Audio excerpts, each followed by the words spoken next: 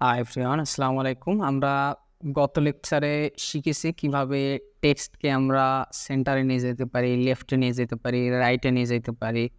So আজকের লেকচারে আমরা শিখব কিভাবে আমরা টেবিলের কালার চেঞ্জ করতে পারি, কিংবা টেবিলের রোয়ের বা সারির কালার চেঞ্জ করতে পারি, কিংবা টেবিলের সেল, অর্থাৎ এই প্রতিটা ঘরকে কিন্তু সেল বলা হয়। সো আমরা কিভাবে টেবিলের সেলের কালার চেঞ্জ করতে পারি। তো চলুন শুরু করা যাক। চলে আসলাম আমাদের ভিজুয়াল স্টুডিও কোডে এবং টেবিল ট্যাগের অর্থাৎ টেবিল ওপেনিং ট্যাগের আমরা ট্যাগ নেমের পরে অ্যাট্রিবিউট লিখি এবং আরেকটা অ্যাট্রিবিউট আমরা লিখব, সেটা হচ্ছে ব্যাকগ্রাউন্ড কালার চেঞ্জ করার জন্য বিজি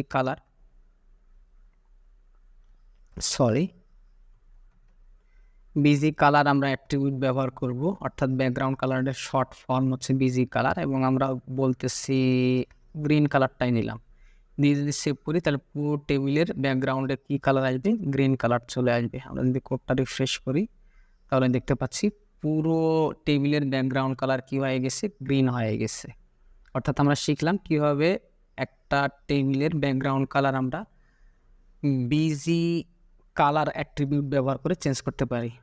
সো যদি আমরা বলি যে না, আমরা শুধু একটা রোয়ের কালার চেঞ্জ করব, অর্থাৎ উপরের যে রোটা আছে শুধুমাত্র এই রোয়ের কালার চেঞ্জ করব। সো আমরা বিজি কালারটাকে কাট করতেছি, করে আমরা যে রোটা আছে সেই রোতে গিয়ে আমরা পেস্ট করে দিয়ে সেভ করতেছি এবং যদি চেঞ্জ করি তাহলে দেখতে পাবো শুধুমাত্র আমাদের উপরের রোয়ের কালার চেঞ্জ হয়েছে।